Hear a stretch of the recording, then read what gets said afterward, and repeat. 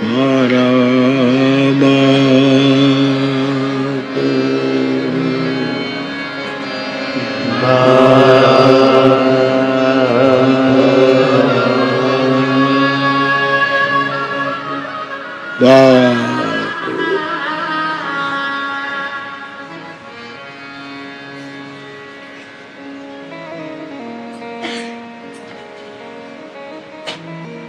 દિવસીય રામકથા માનસ મુકુર અષ્ટક આજ વિરામ તરફ જઈ રહી છે, ત્યારે ફરી એક વખત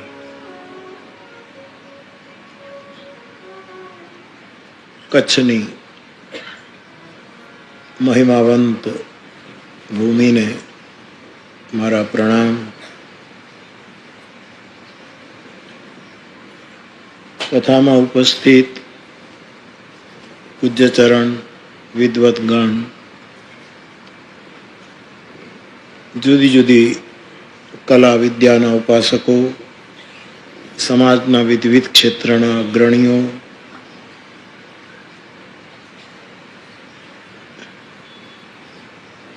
કથામાં મહિનો, 2 મહિના, 3 મહિનાથી પોતાની સેવા આપનારા સ્વયંસેવકો, સિક્યુરિટીના સૌ ભાઈઓ, સરકારી ક્ષેત્રમાંથી બધા વિભાગોના સૌ આ યજ્ઞમાં સેવા આપી છે, બધા જ આયોજકો, વ્યવસ્થાપકો, સલાહકારો,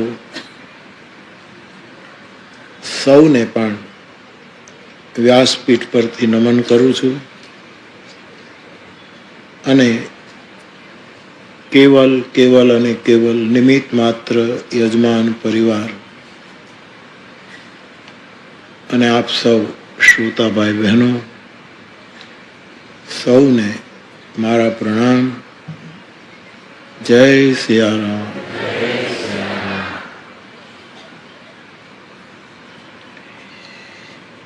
માનસ એક દર્પણ છે, એક અરીસો છે, એક મુકુર છે, આપણી બોલીમાં એક કાચ છે.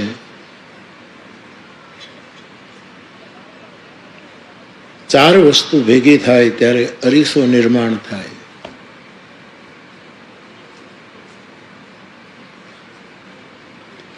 એક, અરીસાનો આકાર. ઘણા અરીસા ગોળ હોય, ચોરસ હોય, લંબચોરસ હોય, આડા પણ હોય, ચતુષ્કોણ, ષટકોણ પણ હોય, ફૂલ સાઈઝના પણ હોય, આપણે અડધા જ દેખાઈએ એવા પણ હોય, અથવા તો હાથમાં આપણે પકડી રાખીએ એટલા નાના પણ હોય. આ છે દર્પણનો આકાર, વિવિધ આકાર. બીજી વસ્તુ છે એ આકારને મર્યાદિત કરતી ફ્રેમ. ચોરસ ફ્રેમ, લંબચોરસ ફ્રેમ, ગોળ ફ્રેમ. આકારને સંયમિત કરતી એ ફ્રેમ એ દર્પણનો એક બીજો પાર્ટ છે.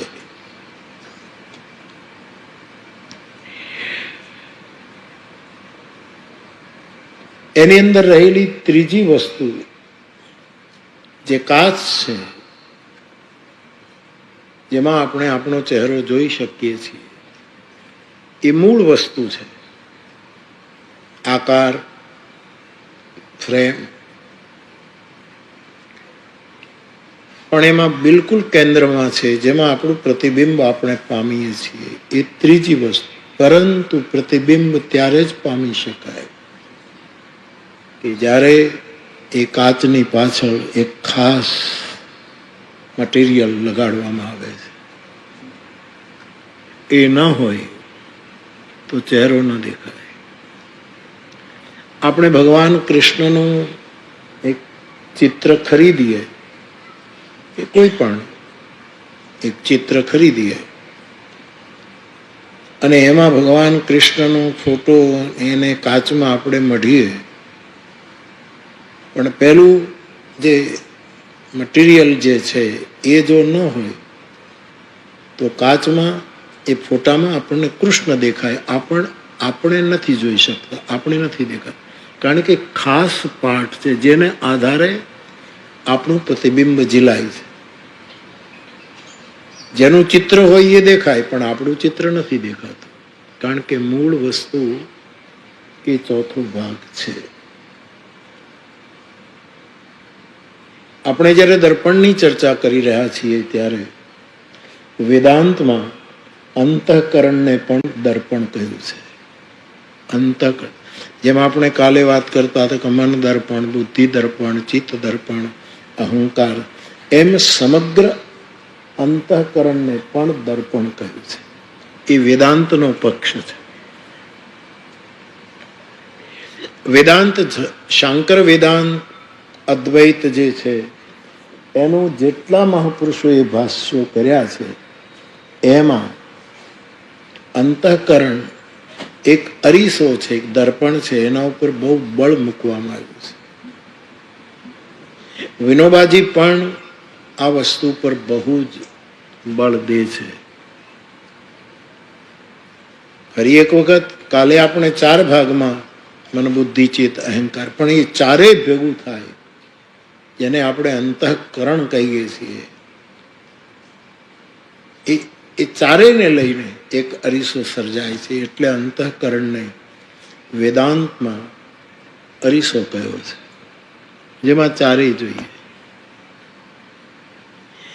એમાં મનનો આકાર હોય છે, બુદ્ધિની ફ્રેમ હોય છે, ચિત્તની મૂળ કન્ટેન્ટ, જે ચિત્તનો મૂળ સામગ્રી જે છે જેમાં આપણે જોઈ શકીએ છીએ, ચેતો દર્પણ જેને શંકરાચાર્ય કહે છે. અને અહંકાર, અહંકાર એ પાછળની એ જે કલાઈ છે એ અહંકાર છે. એ ન હોય તો આપણે જોઈ શકતા નથી. પણ આ ચારેયને ભેગા કરીને એક દર્પણ વેદાંત ઊભું કરે છે. તેથી જ આ દર્પણ માટે 2 શબ્દો તુલસીદાસજી આપ્યા.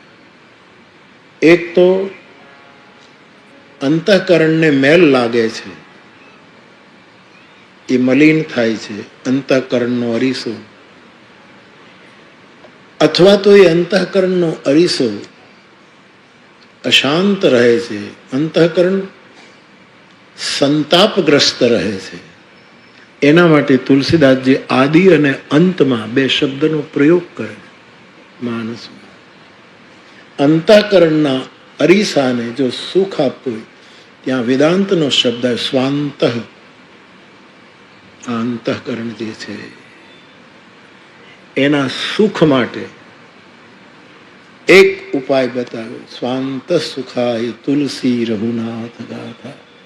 ભગવાનની કથા પછી કથનના રૂપમાં હોય, ગાયનના રૂપમાં હોય, ગાથા અંકિત થઈ હોય, વર્ણનના રૂપમાં હોય, કોઈ પણ રૂપમાં હોય, આપણા અંતઃકરણના અરીસાને એ અંતઃકરણના અરીસાથી આપણે સુખી થવું હોય તો પરમાત્માની ગાથા આ એક ઉપાય છે. આમ તો આપણા શાસ્ત્રોમાં આદિ, મધ્ય, અવસાન 3 વસ્તુ બતાવવામાં આવે કે જે પહેલા હોય એ મધ્યમાં પાછું પ્રતિપાદિત થતું હોવું જોઈએ અને છેલ્લે પણ પ્રતિપાદિત થતું હોવું જોઈએ. આવા બધા શાસ્ત્રોના નિયમો ખરા. પરંતુ રામચરિતમાનસમાં તુલસીદાસજી આદિ અને મધ્ય અંતઃકરણના અરીસા માટે શબ્દ પ્રયોગ કરે છે.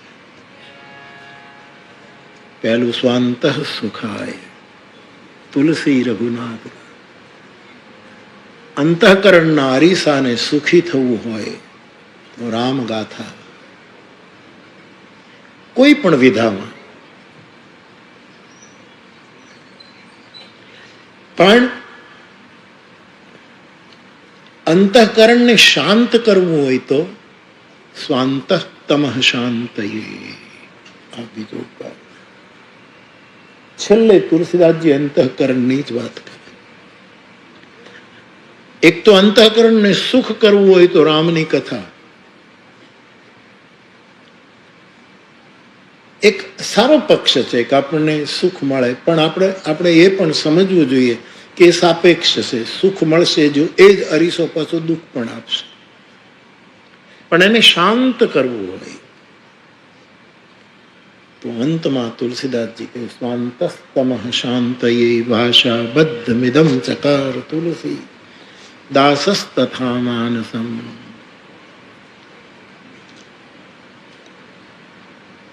બાલકાંડની જે પંક્તિ આપણે લીધી છે જનમન મંજુ, ત્યાં તો ખાલી મનની વાત છે. એટલે તો ગુરુના ચરણ રજથી એને આપણે નિર્મળ કરી શકીએ. પરંતુ આદિ અંતમાં જે અને સાહેબ જે વડીલો છે આમાં જૂના જમાનામાં અરીસો મેલો થાય ત્યારે એને સ્વચ્છ કરવાના આપણી પાસે કઈ વસ્તુ હતી? ધૂળ ચડી ગઈ હોય તો કપડાથી આપણે લૂછી નાખતા હોઈએ. એક તો એ હતું. પરંતુ અંદર દાગ પડી ગયા હોય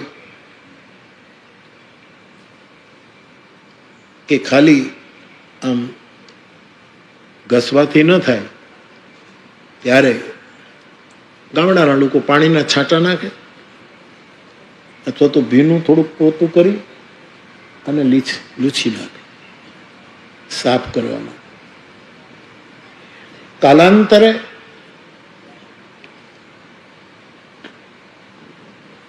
એવા પદાર્થો આવ્યા, એવા સ્પ્રે આવ્યા કે તમે અરીસા ઉપર આમ નાખો. આજે સેલૂનમાં તમે જાઓ તો એ જેમ તમારા મોઢા ઉપર પાણી છાંટી દે પેલું કરીને, એવા સ્પ્રે આવ્યા કે જે અરીસાને થોડુંક નાની નાની બોટલો આજે પણ મળે છે, નાની નાની. એ ખાલી કાચ ઉપર તમે નાખો અને એકદમ તમારો કાચ રિપેર થઈ જાય. એ પણ છે. આજે ઘણું એવા પાવડર પણ આવે છે. એવા પાવડર રાખીને તમે લૂછી નાખો તો અરીસો સ્વચ્છ. પણ હું મારી ઉંમરની વાત કરું છું, અથવા તો મારા કરતા જે શતાયુ હશે, જે ઉંમર હશે, એ બધા મારા કાળ સુધી તો મેં આ જોયું છે કે વધારે ને વધારે કાચને સાફ કરવા માટે પાણીના છાંટા નાખી અને આપણે એને લૂછી નાખતા. મને એવું સમજાયું કે અંતઃકરણને સુખ આપવા માટે તો રઘુનાથ ગાથા છે. પણ આપણે કેટલી કથાઓ સાંભળી શકશું, કેટલી ગાઈ શકીશું, સાંભળ્યા પછી કેટલું આપણે એમાંથી પકડીને નિર્ણય ઉપર આવીશું, એ બધા પ્રશ્નો છે. અને છતાં એનો આનંદ પણ વ્યક્ત કરું છું કે લોકોએ ખૂબ કથાઓ સાંભળી છે, ખૂબ સાંભળી છે. અને આપ સાંભળો, હું ગાઉં અથવા તો કોઈ એના ઉપર લખે, ગ્રંથસ્થ કરે, એ બધા જ પ્રયોગો અંતઃકરણના અરીસાને શુદ્ધ કરવાની પ્રક્રિયા છે. કેટલી લોકો કથા સાંભળે. જે કથાનું સાંખ્ય આપવામાં આવે છે કે આટલામી આ કથા છે, આટલામી, એમાં ઘણાએ 500 કથા સાંભળી છે, એના કરતા વધારે સાંભળી હશે. નિરંતર અંતઃકરણને સ્વચ્છ રાખવા માટેના આપણા આ સફળ પ્રયોગો છે. સફળ કેટલાય શ્રોતાઓ બધું જ મૂકીને કેવલ કથા માટે, જેમ કૃષ્ણશંકર દાદા કહેતા, કથા માત્રેણ જીવ. એને કથા માત્ર એનું જીવન હોય. આ ધીરેશ અને એનો ભાઈ કાલે મને કહેતા હતા કે બાપુ, અમારી માં એનો મનોરથ તો અમે પૂરો કર્યો, પણ આશીર્વાદ આપીને જાજો કે અમારા બે ભાઈનો પાછો એક મનોરથ છે કે અમે પાછા કમાઈ અને અમને બીજી કથા બનાવે. કેટલી મોટી વાત છે. અને કથા એકદમ સસ્તો કે મોંઘો શબ્દ પ્રયોગ ન કરું, પણ આટલું મોટું આયોજન એ કોઈ સામાન્ય વાત નથી. કાલે જ અમારો લેસ્ટરનો એક યુવક છોકરો બધી જ કથામાં હોય છે.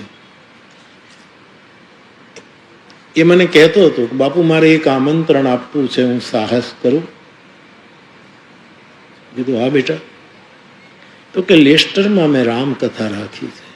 અમારા પરિવારનું એટલું ગજુ નથી કે તમારી કથા કરાવી શકીએ, પણ એનો જે ભાવ છે અંદરનો, એટલે અમે એક વક્તાને પસંદ કર્યા છે. અમારી નાની એવી કથા હશે, તમે આશીર્વાદ આપજો. પણ બાપુ એ તો અમે આરંભ, પણ તમે મને એવા આશીર્વાદ આપજો કે હું એક વખત સક્ષમ બનું અને તમારી કથા કરાવું. આ જે ઉગાવો છે, અથવા તો લોકોના મનમાં અમે કથા કરાવવા સક્ષમ નથી, એનું એક ન સમજાય એવી પીડા છે, એક દર્દ છે કે અમે નથી કરાવી શકતા. બાપ, ન કરાવી શકાય એની કોઈ દિવસ પીડા ન રાખતો. સાંભળી શકાય ભગવાનની કૃપા છે, આચરી શકાય એ મહદ કૃપા છે. પણ આ કથા તરફના એક લગાવના દ્રષ્ટાંતો છે. લોકોને આવું થાય છે. એટલે કે પરિવારો મીઠી ફરિયાદ પણ કરે છે કે બાપુ અહીંયા અમને એવું પણ દેખાય છે કે તમે જય સિયારામ કહો છો અને અમે પછી જય સિયારામ જ બોલીએ છીએ, તો ઘણા એમ કહે છે આપણે જય સિયારામ ન બોલાય, આપણે બીજું બોલાય. અમને દબાણ કરે. એવું કહેનારા અને તલગાદરડામાં ફરક એટલો છે કે હું કોઈને ના નથી પાડતો કે તમે આ નહીં બોલતા, તમારે જે બોલવું એ બોલજો, અને બીજા જય સિયારામ ન બોલો એવું દબાણ કરે છે. આને ખબર નથી કે અંતઃકરણનો અરીસો કેટલો બગડી ગયો છે. આ બધા મેલા અંતઃકરણને લઈને જગતમાં ફરે છે. એને ખબર બહુ જ સ્પ્રે કરવાની જરૂર છે. બહુ જ એના માટે જો કોઈ મટીરિયલ હોય કે છાંટી અને એને સાફ. તુલસીદાસજી કહે છે ચિત્તના અરીસાને રઘુપતિ ભક્તિ એનાથી છાલિત ચિત્ત, એનાથી આ ચિત્તને સ્વચ્છ કરવું પડે છે. આવું વિનયમાં એક ગર્ભિત સંકેત પણ આપ્યો છે. મેં તો કોઈ દિવસ ન કહું કે તમે આ નામ નહીં લેતા, તમે આ ગ્રંથ નહીં વાંચ, પણ અમુક લોકો જેના અરીસા બગડી ગયા છે, આમાં છે ને કાં તો એક તો અરીસો ન હોય તો સારું, અને કાં તો અરીસો તૂટી જાય તો સારું. આ બગડેલા જે અરીસા છે ને સમાજમાં, એને જે કરવું રિપેર, એ બહુ. મને એક દાખલો આપો કે મેં ક્યારેય કીધું હોય કે તમારે આ નામ ન લેવું. હા, હું જય સિયારામ મેં કાલે જ કીધું કે અમારી માર્ગી સાધુની પરંપરામાં જય સિયારામ છે. પેઢી દર કદાચ યુગોથી ચાલે છે, એટલે સહજ છે. પણ હું ના ન પાડું કે તમારે આ ન બોલાય, તમારે આ ન બોલાય. અમે બધા માર્ગી સાધુ નાના માણસ છીએ, પણ એટલો નાનો માણસ નથી જેટલા તમે છો. એટલો નાનો નથી. મારો કહેવાનો અર્થ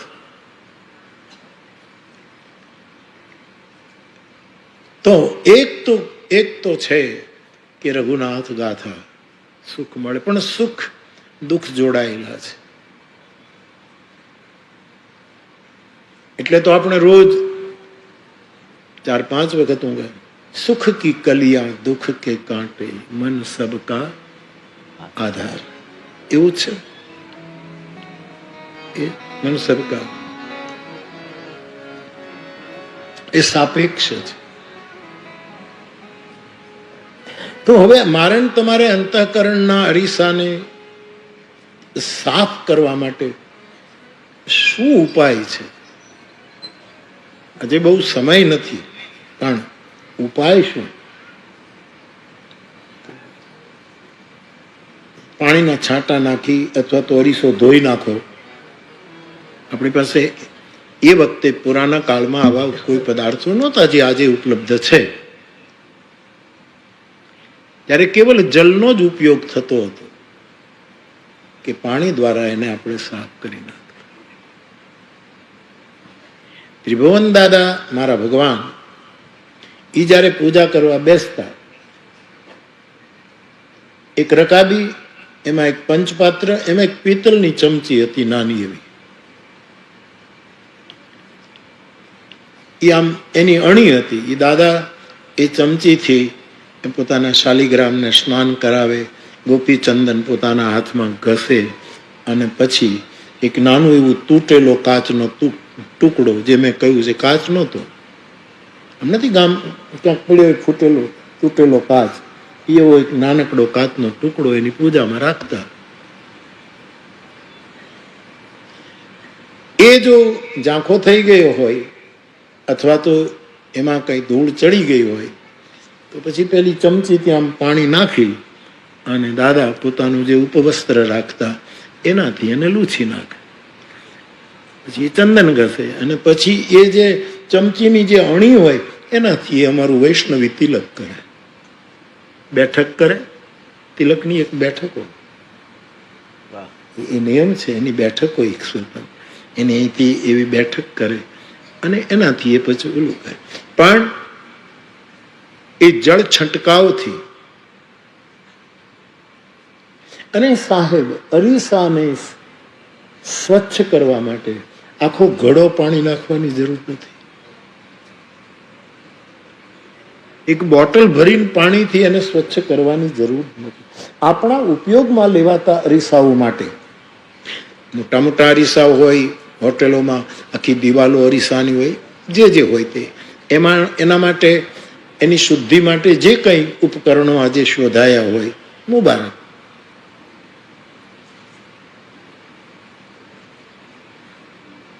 તો તુલસીદાસજી અંતઃકરણનો ઉપયોગ કરી અને એને શુદ્ધ કરવાનો ઉપાય બતાવે છે. રામ ભગતિ જલ બિનુ ખગરાઈ. વળી અંતઃકરણનો અભિયંતર, અંતઃકરણનો અરીસો સાફ નહીં થાય, જળથી સાફ થશે. અને જળ શું છે? રામ ભક્તિ જલ મમ મન મીના. રામની ભક્તિ એ જળ છે. એ આખો ઘડો નવે ભક્તિ આપણામાં આવી જાય તો અદ્ભુત. પણ એક થોડાક છાંટા આવી જાય ને સાહેબ, તો એ અંતઃકરણ શુદ્ધ થાય.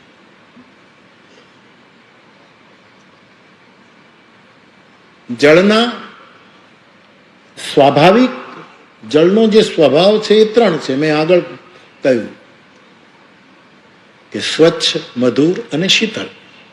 પાણી સ્વચ્છ હોવું જોઈએ, ભારે ન હોવું જોઈએ, કડવું ન હોવું જોઈએ, ખારું ન હોવું જોઈએ, મીઠું હોવું જોઈએ, અને તપ્ત ન હોય, શીતળ. આ એના 3 જન્મજાત સ્વભાવો છે. પણ જળના લક્ષણો 16 છે. 16 લક્ષણો. એમાંથી જે ટીપું આપણી કક્ષા પ્રમાણે આપણો પ્રયોગ કરીએ એનાથી દર્પણો શુદ્ધ થઈ શકશે. આવું મેં એક કથામાં કહ્યું છે અને એ પુસ્તકમાંથી મેં પછી સવારે નોંધ્યું છે કે મેં ત્યારે શું કહ્યું હતું, અત્યારે સ્મરણમાં ન પણ હોય, પણ આ ઓલરેડી કહેવાયેલી વાત છે.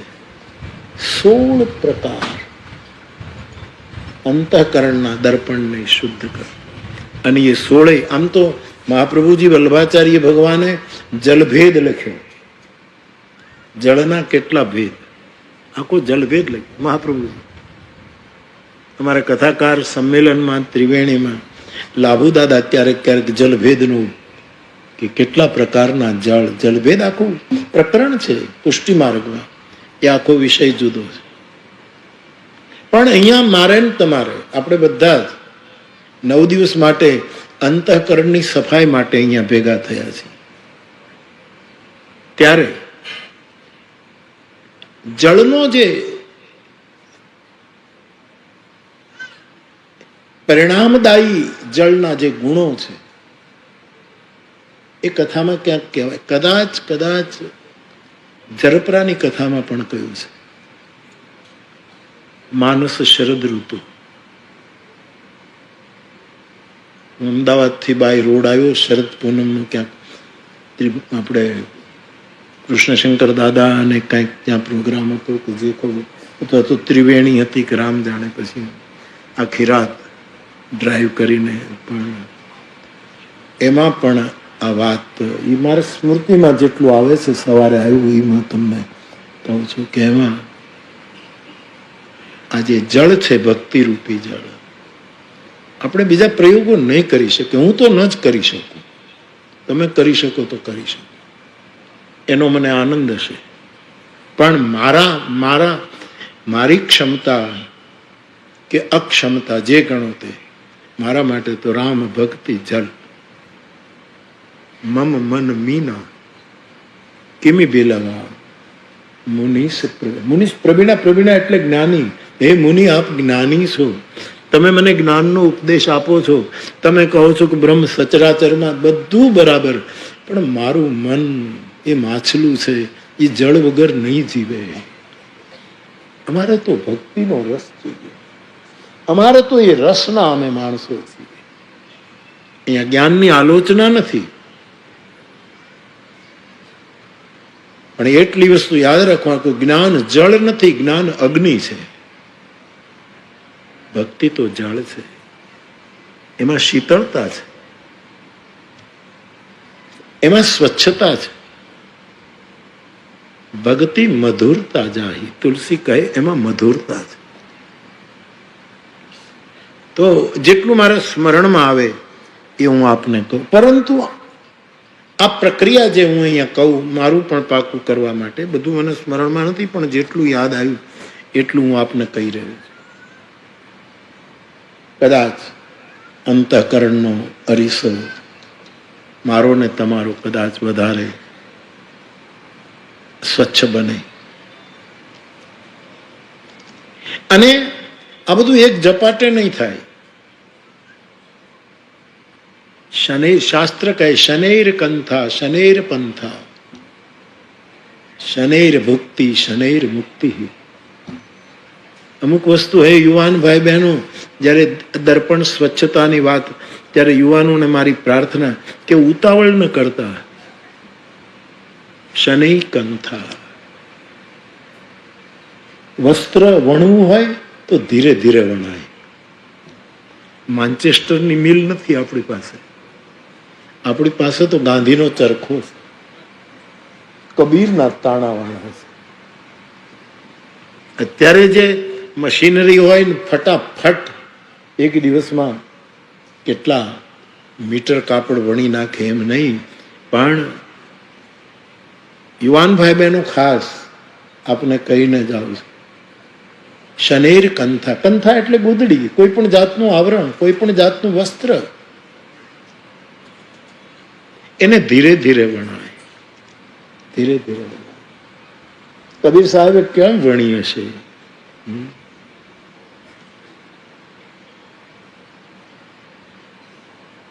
મેં વણ્યું છે એટલે ખબર છે. શિક્ષકની ટ્રેનિંગ લેતો ત્યારે મારા કોર્સમાં આવતું કે તમારે આટલા મીટર ખાદી વણવાની. ત્યાં તો વણકરના ભાઈઓ, આ ભુજોડી, સરલી આપણે કથા કરી, આ બધા ભાઈઓ.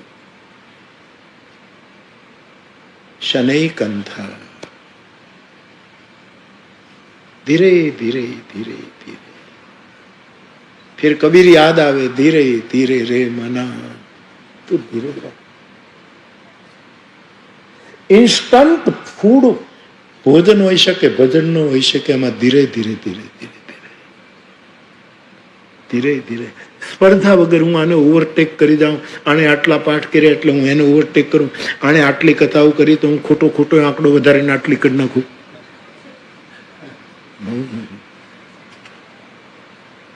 અમુક સ્થાને બહુ તપસ્યા પછી પહોંચાય છે. ખેર, એ તો સૌની શું કામ કથા કરી રહ્યા છે એનું લક્ષ્ય હોય એ પ્રમાણે સૌ કહેતા હોય છે. મારું તો કોઈ લક્ષ્ય નથી, કારણ કે મેં તો તમને અમુક ભેદ ખોલી નાખ્યું કે હું પાછળના જન્મમાં કથા કરતો હતો અને આગળના જન્મમાં પણ કરવા. મારે આ સિવાય બીજું કંઈ નથી. નહોતું કંઈ કર્યું, નથી કંઈ કરતો, નથી કંઈ કરવા.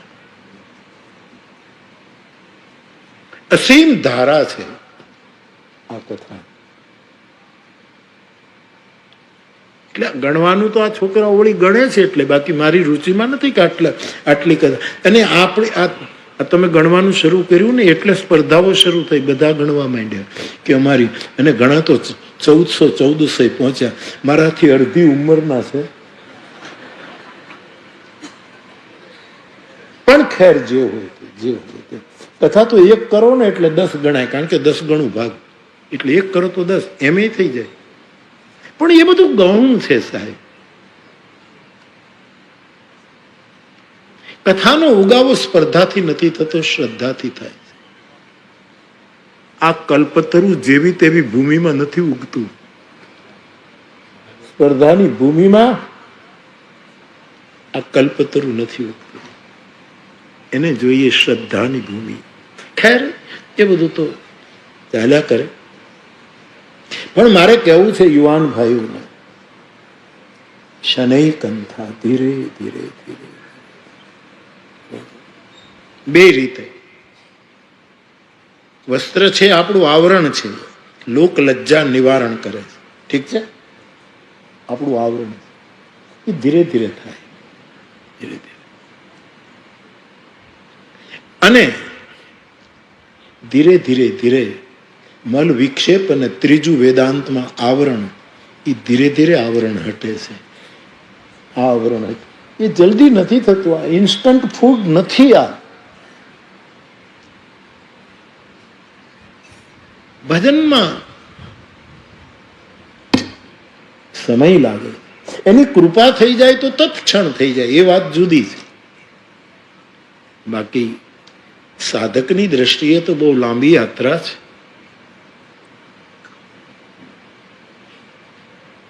શનૈ કંથા. અને પગે ચાલીને યાત્રા કરવી હોય રાજેશ, તો ધીરે ધીરે યાત્રા કરાય. બેટા, દોડવું એ તો સ્પર્ધા છે. 100 મીટરની દોડ, 500 મીટરની દોડ, એમાં તો બધાને આગળ નીકળવું છે.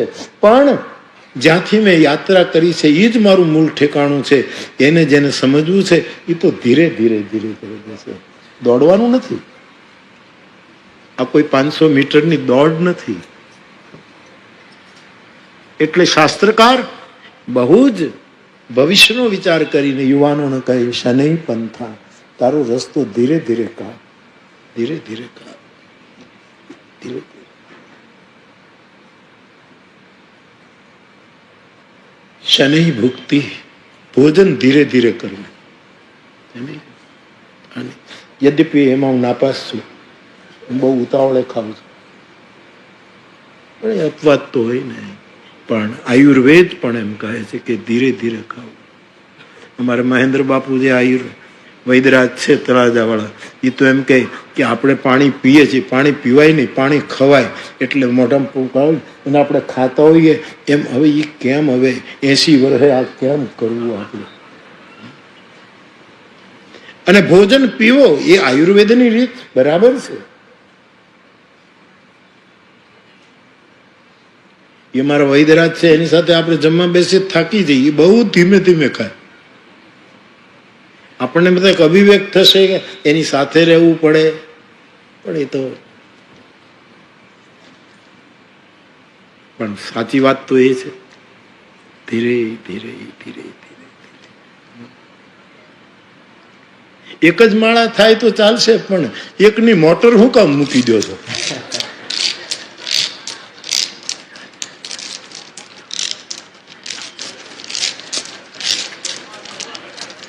ઘણા તમે જોયું અમુક ધર્મસ્થાનોમાં તમે જો ખેંચતા હોય, દોરડા ખેંચતા હોય.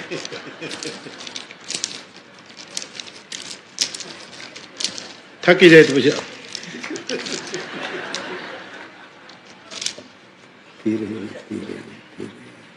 યુવાનો ધીરજ રાખજો મારા બાપ, બહુ ફાયદો થશે. બાવો બોલે છે શનૈ કંથા શનૈ પંથા, ભોજન ધીરે ધીરે કરવું, શનૈ મુક્તિ, મોક્ષની પ્રક્રિયા ધીરે ધીરે ધીરે ધીરે ધીરે. એટલી બધી ઉતાવળ મુક્તિની શું છે? ધીરે ધીરે મરવાની પણ ઉતાવળ નહીં કરવાની. આવશે ત્યારે સ્વીકારી લઈશું. પણ ઘણા લોકો કહે મારે મરી જવું છે. હવે આ પરિસ્થિતિ પણ લોકો એવી ઉત્પન્ન કરતા હશે ઘણા લોકોના જીવનમાં કે માણસને એમ થાય કે હવે મરી જઈએ તો સારું. બાકી જીવન છે જીવવા જીવવું, એને શનૈ શનૈ ધીરે ધીરે જીવવું. આ કથામાં આપણે બેસીએ છીએ, આ 9 દિવસ જીવવા જેવા હતા સાહેબ, જીવવા જેવા. તમે તમારા આત્માને પૂછો, તમારા અંતઃકરણના દર્પણમાં તમારું મોઢું જુઓ. આ મોરારી બાપુ બોલે એટલે નહીં, તમે જિંદગીમાં આટલી શાંતિ અને આટલો આનંદ બીજા કોઈ ક્ષેત્રમાં અનુભવ્યો છે? લગ્ન કરો છો તો બીતા બીતા કરો છો, કેવું નીકળશે કાંઈ ખબર.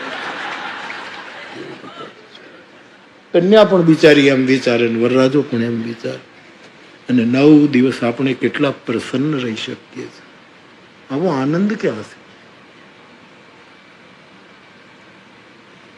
મરવાની કે મુક્તિની પણ ઉતાવળ નહીં કરવી.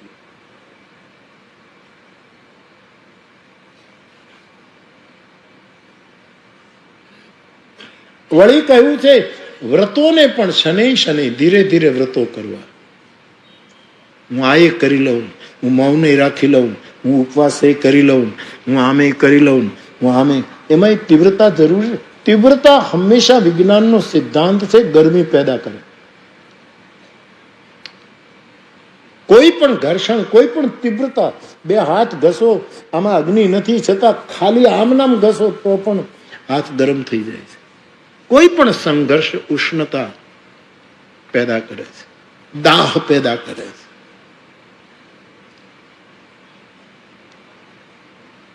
શનૈ શનૈ વ્રતો, જેટલા પળાય એટલા, જેટલા વ્રતો પળાય એવી રીતે કરો. યુવાનો માટે શનૈ નિદ્રા શનૈ તંદ્રા, આરામથી સુઈ જાઉં, મને જલ્દી ઊંઘ આવી જાય, જલ્દી ઊંઘ આવી જાય એવી ચિંતા ન કરવી. પડો, હરિસ્મરણ કરો.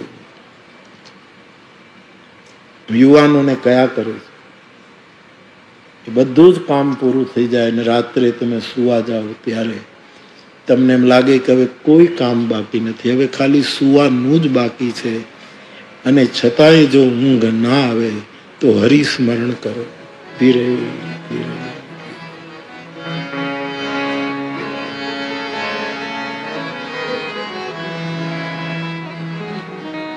અમારી વિનંતી છે, રાધા માધવ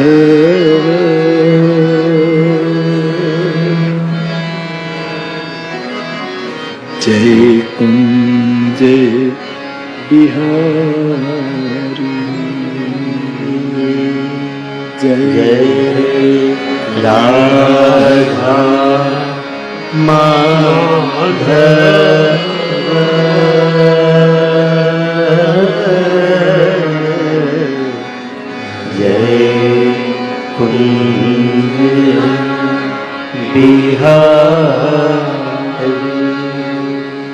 जय गोपी जन वल्लभ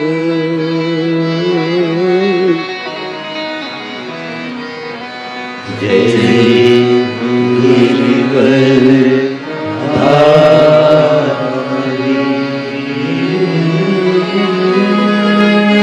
जय गोपी जन वल्लभ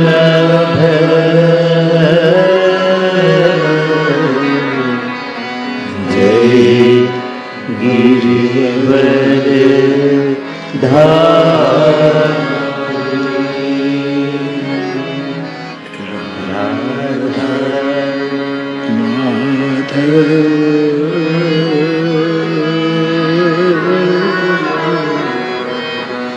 જય કુંજ વિહાર. તમારા જે ઈષ્ટદેવ હોય, જે નામ ગમતું હોય, એનું સ્મરણ કરતા કરતા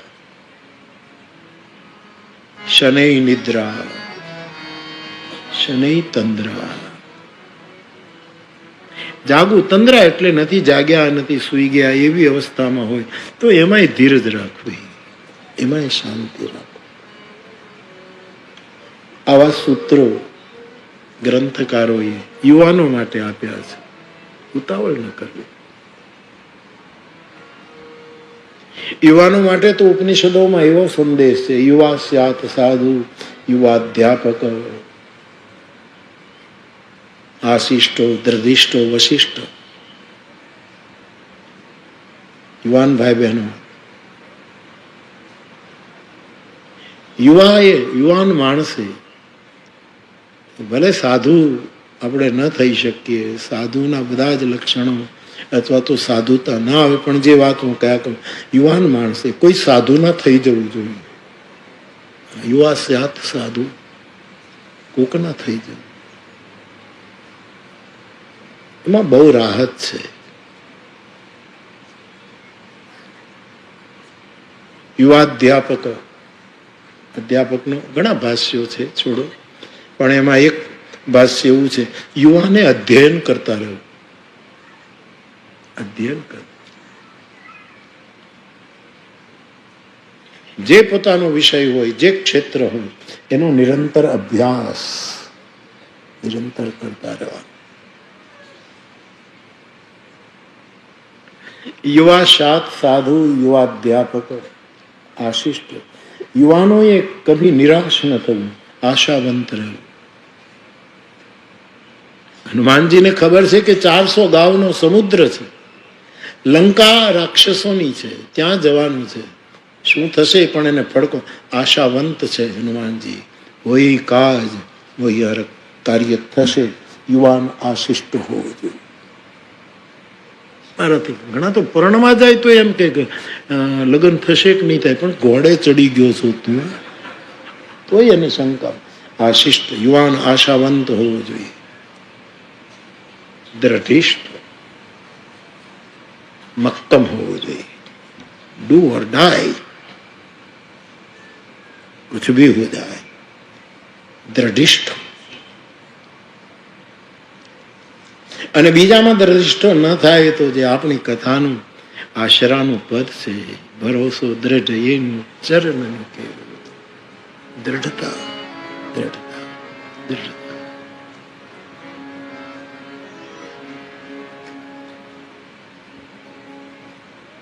આશિષ્ટો દ્રઢિષ્ટો વશિષ્ઠ. વશિષ્ઠ એટલે વશિષ્ઠજીનું નામ, વશિષ્ઠનો અર્થ ઉપનિષદો બલિષ્ઠ, આત્મબળ વાળો હોવાનો.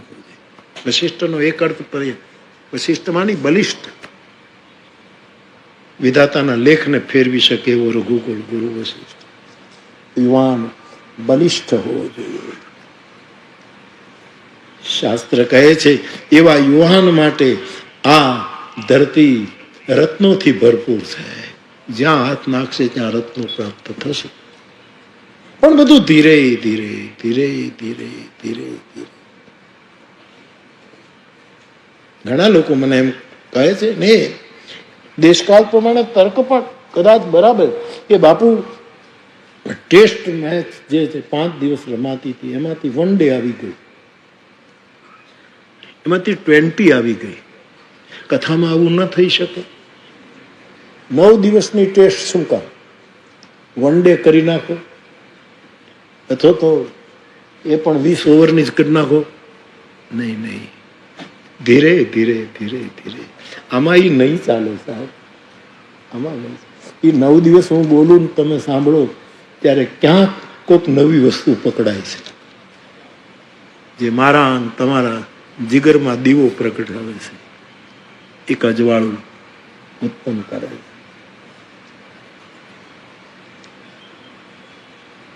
તો યુવાનો માટે આ, એટલે મારે આપને એ કહેવું છે સાહેબ કે ઉતાવળ નહીં કરવી.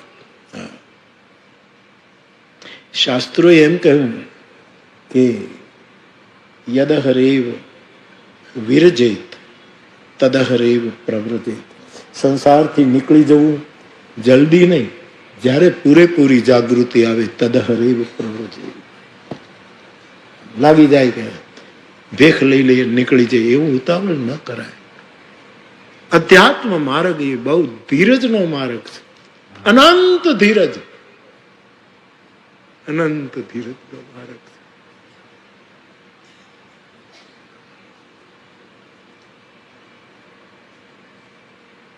બાપ તો આપણા જેવા માટે ભક્તિનો આખો ઘડો આપણે દર્પણ ઉપર નાખી દેવાનું નથી. પાણી 2-4 છાંટા નાખો. મેં ત્રિભુવન દાદામાં જોયું, એ કહું છું કે એક નાનકડો આટલો એવો ટુકડો, એ ત્રાસો હતો સાહેબ, આનાથી નાનો કાચનો ટુકડો હતો. નહોતો એનો કોઈ આકાર, નહોતી એની કોઈ ફ્રેમ, આટલું હતું. મૂકી દેતા, રામાયણ અને ગીતાની બાજુમાં મૂકી દે, વાળી દે.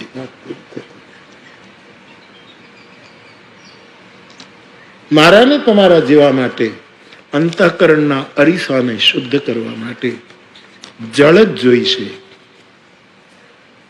જળ જ જોઈશે. હવે મને ખબર નહીં, આવા પ્રયોગ નહીં કરતા, પણ મેં કરેલા, મેં ઘણા સાહસી પ્રયોગો કર્યા છે. આપને કહી દઉં, ઘણા સાહસી. કોઈ ડાયો માણસ આવા પ્રયોગ ન કરે, એવા પ્રયોગ. બહુ મહેનત કરી કરીને 80 વર્ષે પહોંચ્યો છું સાહેબ.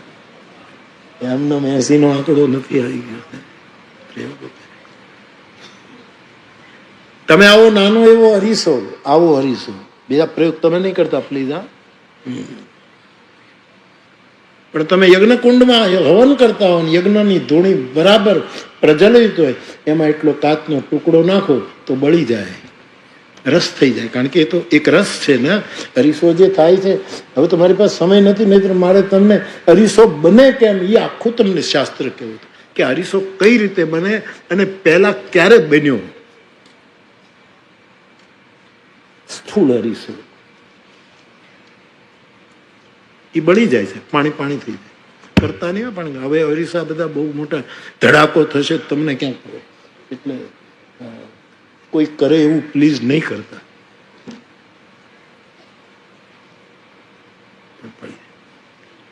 જ્ઞાનનો અગ્નિ તો અંતઃકરણને બાળીને ખાક કરી નાખશે, પણ ભક્તિનું જળ એને શુદ્ધ કરશે, એને એકદમ એકદમ સ્વચ્છ કરશે. માટે ભક્તિ પક્ષ હઠ મજબૂતીથી ભક્તિનો પક્ષ લઈને બેઠા છીએ. શકતા નહીં, લુચ્ચાઈ નહીં. પણ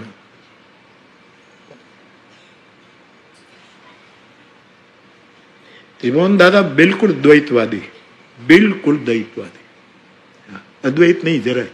વિષ્ણુ દાદા અદ્વૈત ખરું, પણ બિલકુલ દ્વૈત. હું ને મારો રામ, મારો બેરખો અને મારું મહામંત દ્વૈતવાદી, કોઈ દી અદ્વૈતની વાત જ ન કરે.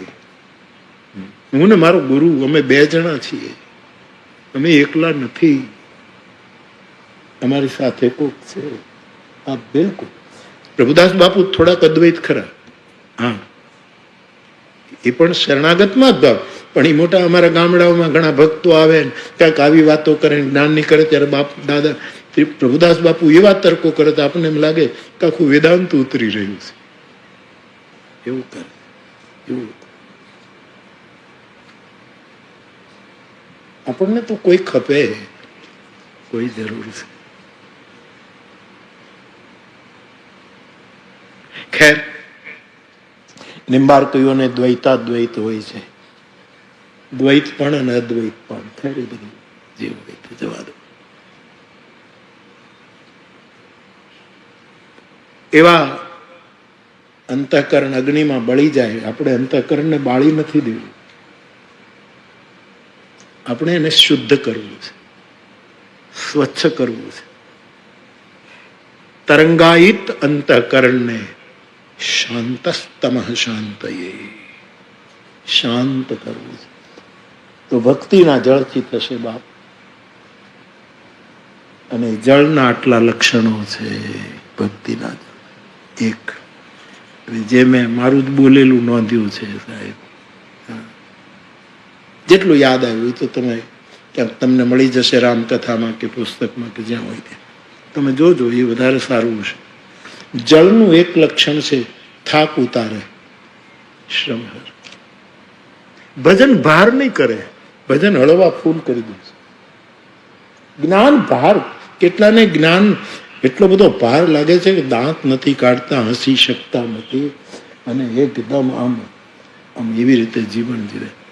અને ભજન જળ છે એનું પહેલું જ લક્ષણ શ્રમ હરે. તમે જુઓ, આપણે એના ઉપર ચિંતન, આપણે તરસ લાગે ને પાણી પીએ ને એટલે અડધી શાંતિ તો એમને થઈ જાય, અને પછી બરાબર વ્યવસ્થા નાહી નાખો એટલે